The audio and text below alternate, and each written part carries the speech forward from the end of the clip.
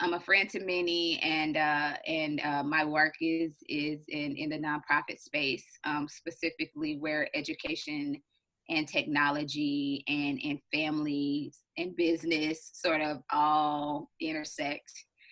And my role is to direct a nonprofit organization where I work to bridge the digital divide, address digital equity, access, and inclusion in Metro Atlanta, specifically with youth and and their families. It's been a huge issue since the schools closed, and I just found my path working with technology and the community. And yeah, I it's really hard. It's hard. I'm a worker. I'm a workaholic. You Right. know, I'm a thinkaholic. I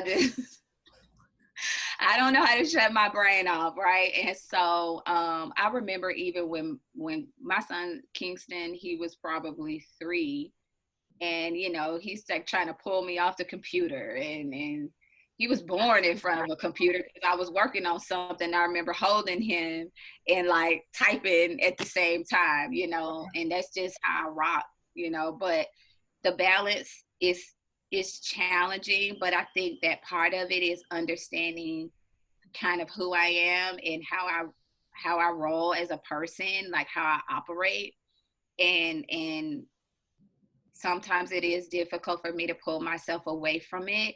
But with Kingston, I think that what I do is I give him room to find his own interests, and luckily there, when it comes to technology, there's some interest that he and I, that's why I say I really like for him to get older, because the older he gets, the more me and him are kind of like understanding each other.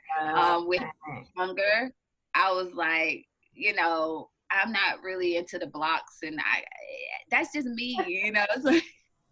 And so that I want to amplify what he's trying to do. I want to give him all the tools, and I know I can help him with it. And so it's like finding where our common interests lie, and sort of doing that. But, I struggle sometimes because I don't go outside a lot either. So I have to we got to figure out ways to pull ourselves away from the technology, go outside, interact with people. But he's found a way to create his tribe with his friends through his gaming, through his streaming, and building a business, or building an audience around that. And it's not strangers, it's his friends. And and I try to understand where he's at with it, and monitor it and understand where he's at with it. So the balance, sometimes it is difficult because I have to, figure out what we're gonna eat, and figure out, and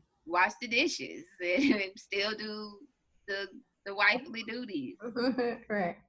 I don't want to do that stuff sometimes. Honestly, I don't want to do it.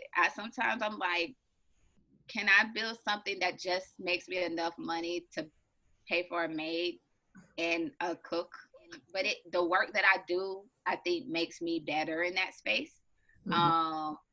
And just able to talk to kids in a way that makes them want to talk and open up.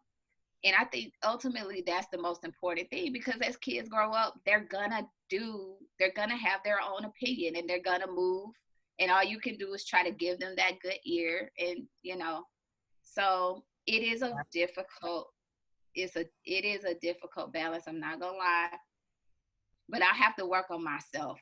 And that's how I can find a way to, I don't even know if it'll ever really balance, but I think that just being aware, that there is an expectation that my son needs a hug like every day, an expectation that he like is not going to go to bed no matter what I say, unless I give him a hug and he gives me a kiss, and he might go in his room and he still might not actually really go to bed, but Right. it's a thing he needs every single day.